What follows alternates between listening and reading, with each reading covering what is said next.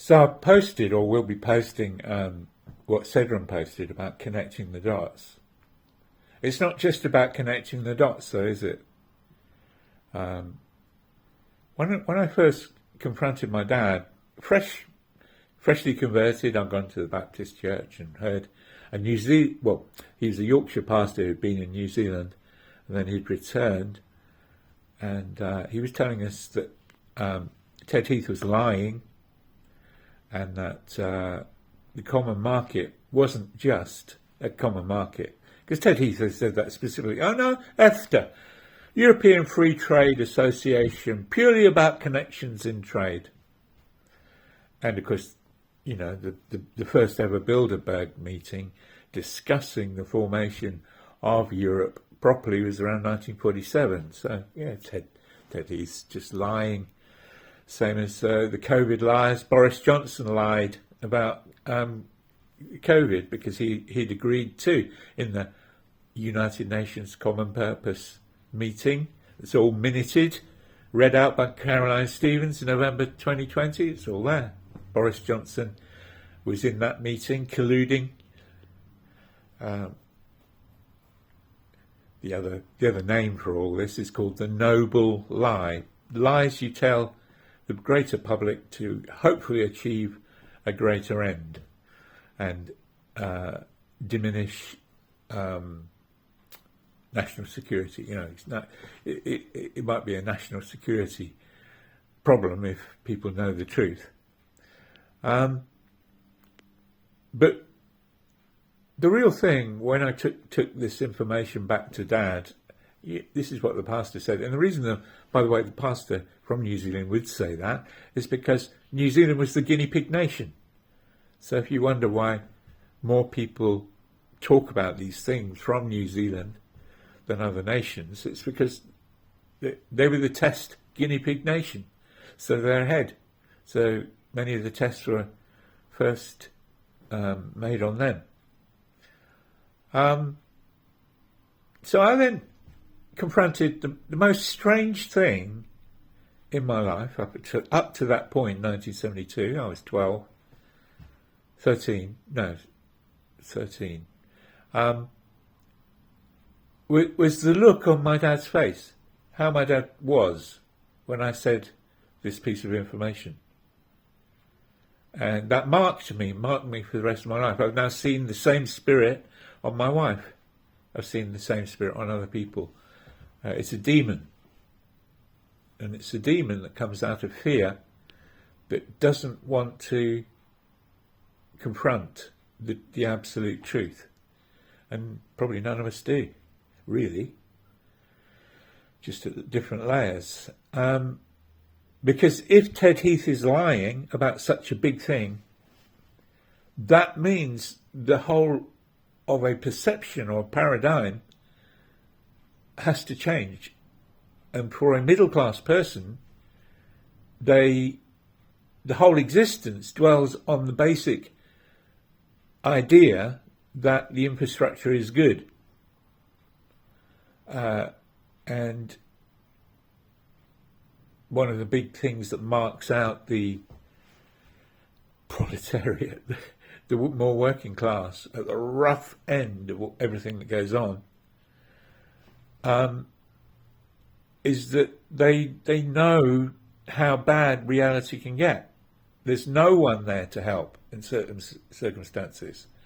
And the middle class person can't understand that. There's always someone there to help in the worst cases. There's always some infrastructure somewhere looking down benignly after us. I think business owners, middle class business owners, learn the hard way. If their businesses completely fail. So yeah, more so if if it's a limited company, it just fails, and then you are called a bankrupt for a few years, and then you just carry on as normal. But if you're not a limited company, your own personal name is there, and the money, you're liable for the money.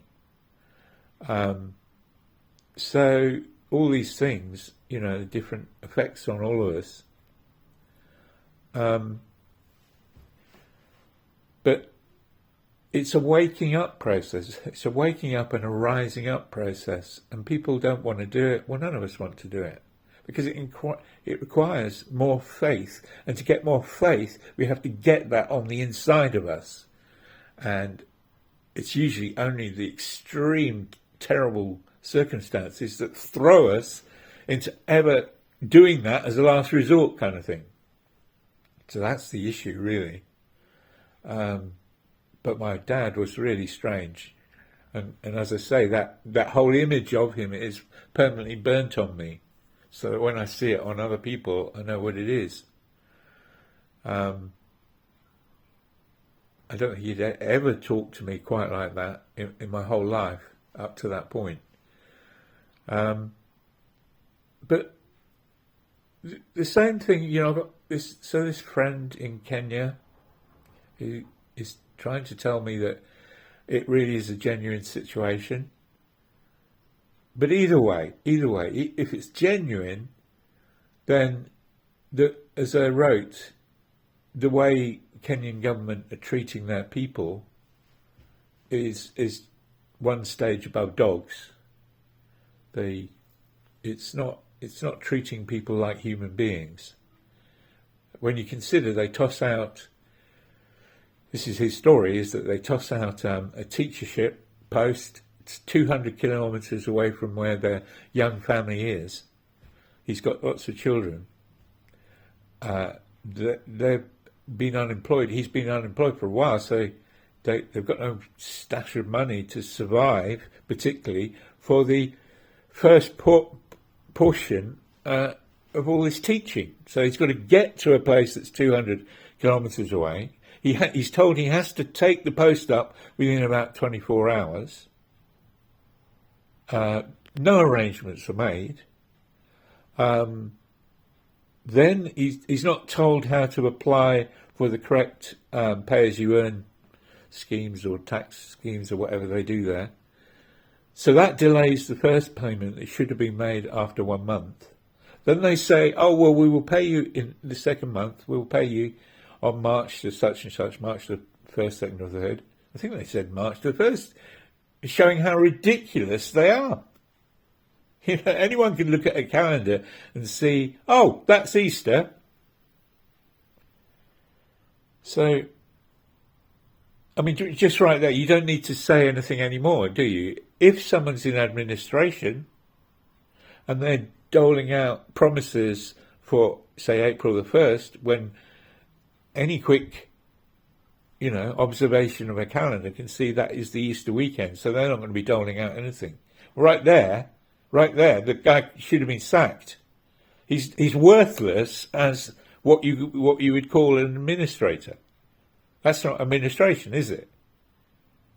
In an administration, you have to say exactly what is going to happen, and this is how it's going to happen. So that's a sackable thing right there. They've caused a family to be without money and without food. Well, if you don't accuse the department of the first 2 months, you've got a felony right there. They needed that money on April the 1st, but things aren't like that in Kenya. Everything's just no one's exact because there is nothing exact in Kenya or in Africa. Everything's so subject to fluctuations. So perhaps that's why the guy would never have the sack. But it's such a key error that certainly in England, in administration, you say the date money is going into the account. And you don't say, oh, sorry, I didn't know it was Easter. This is surely indicative of this nation that tries to pretend that it's in the modern world, but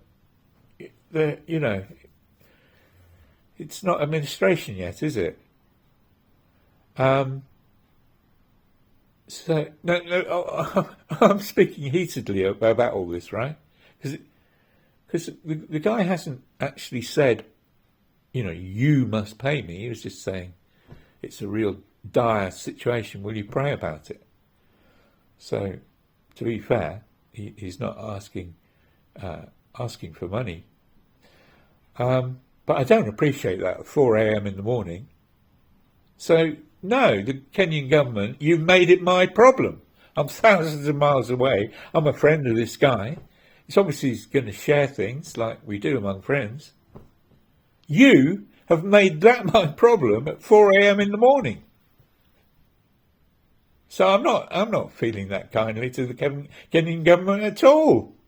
I think it's rubbish.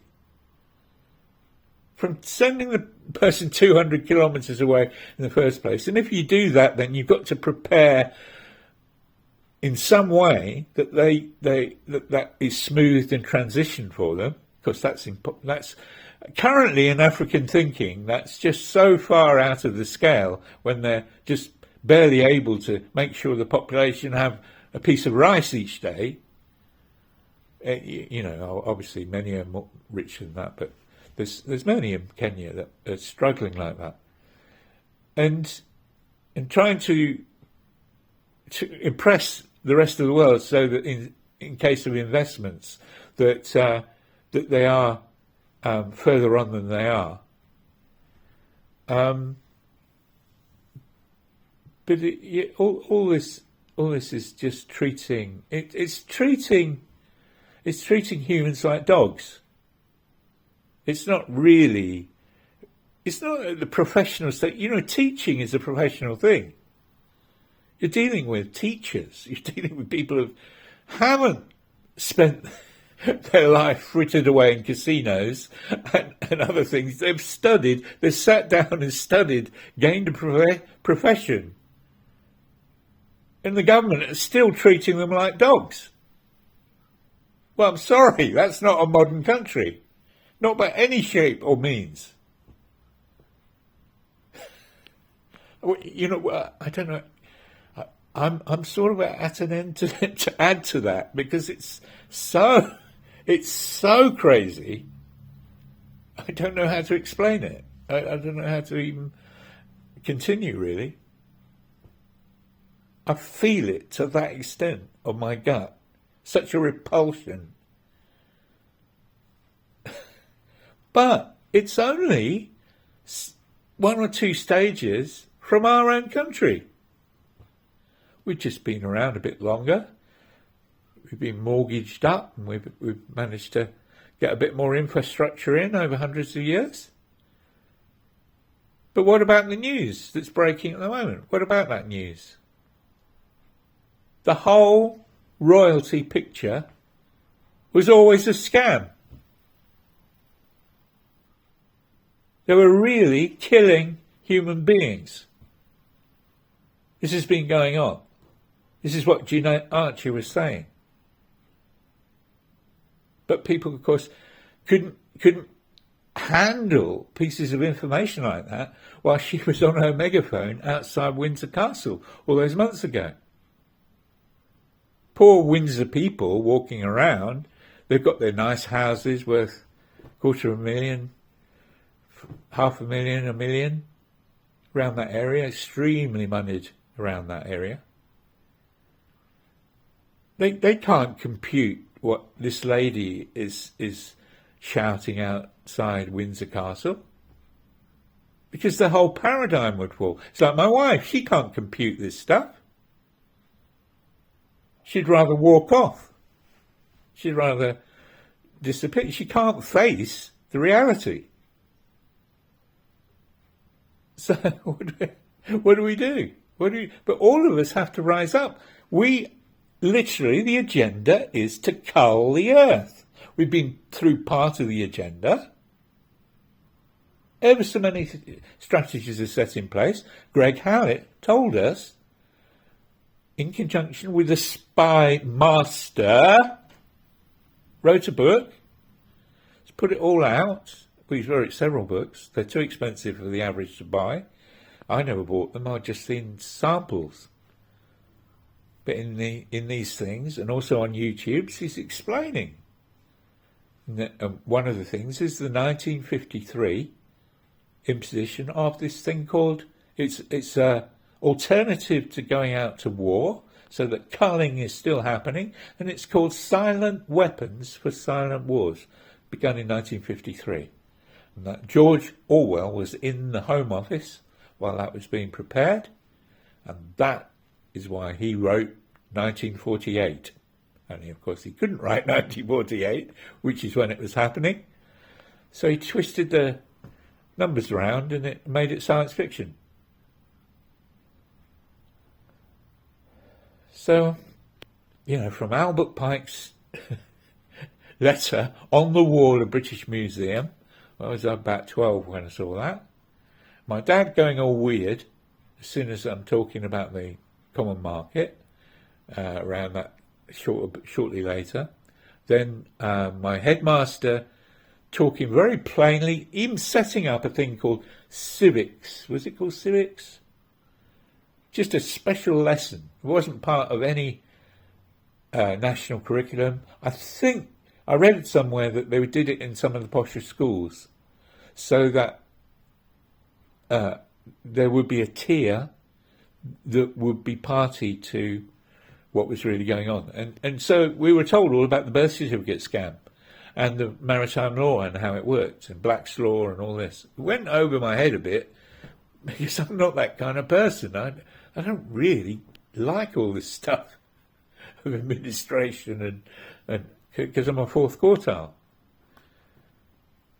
So that we had John Todd Collins coming into churches in America in the Stan Fife's move, and other many independent churches going around. He was trying to get all the Christians to arm up, which is a normal concept in America where the recordings were made. But over here it sounded really weird. And 1984, the 80s in general, John Todd Collins said the program was for the 80s. So that got delayed. It was also then for the millennium, but that got delayed. So then it became Agenda 21. But now it's got Agenda 2030. It's the same agenda. You can go on pretending it doesn't exist. But what Cedron Kane wrote, putting those words up, can you not join the dots? You don't want to join the dots. That's the question now. You're seeing clearly you don't want to join the dots, because otherwise you're going to have to have a bit more faith for your life. You're not going to slope shoulder anymore. We've got to rise up. I'm finding it a challenge, I tell you. I'll leave that with you. It's the same thing here as in Kenya, just up a few degrees.